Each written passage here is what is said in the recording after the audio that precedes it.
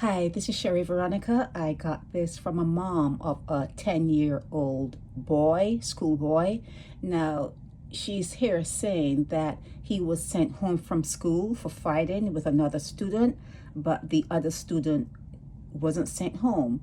When the Friday, the day that he was supposed to return to school, came, she took him to school, okay? This is where it is.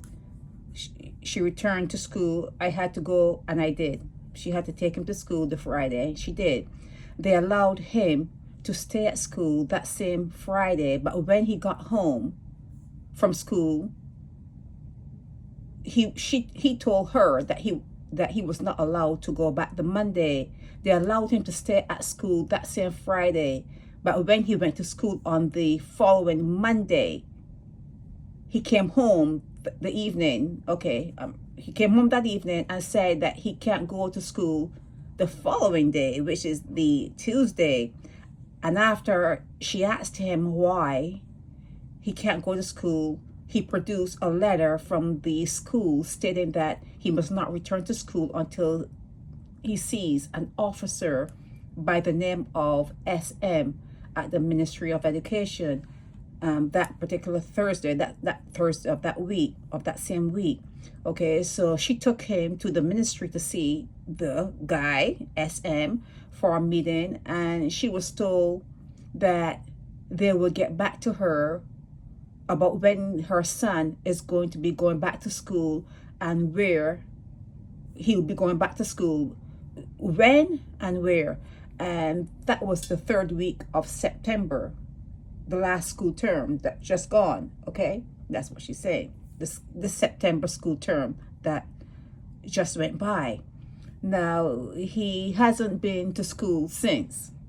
Okay, he hasn't been to school since September, and no one from the ministry seems to be getting back to her about when her 10-year-old school child will be able to return to classes. Now, if it was her, this is what she's saying, if it was her keeping her son home from school and not allowing him to go to school, that same very ministry will want to get her charged and imprisoned for doing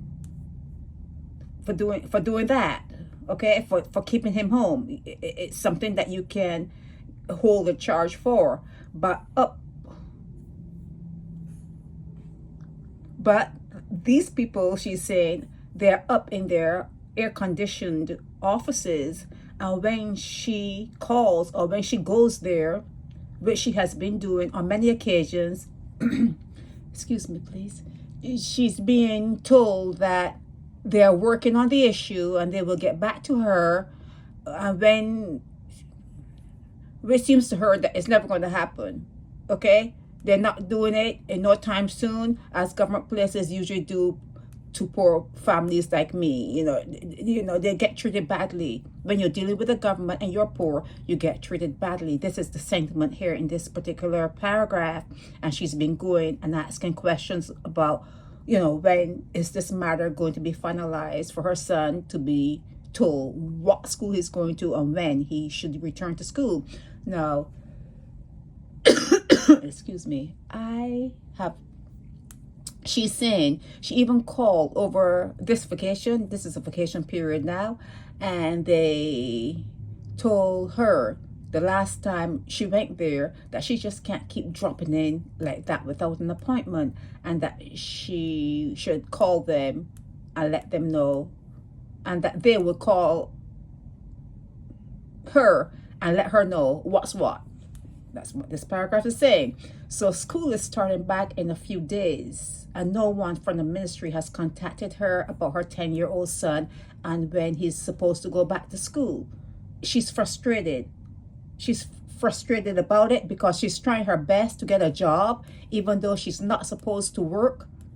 She's not supposed to work because she has mental health issues, but the amount of money she gets from welfare, it just can't support her and a child and help pay bills too. It's not working. It's not spreading. The money is not spreading. It takes bus fares enough money.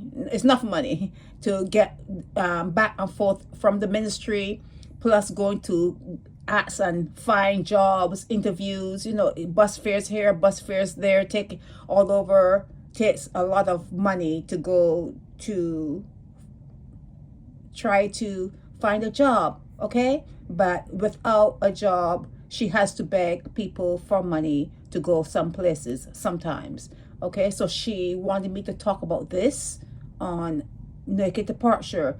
This is a female who has a 10-year-old son who had a fight. He was involved in a fight at school. She didn't mention the school. I don't know why people leave these things out, okay? I don't know. But he was involved in a fight at his school.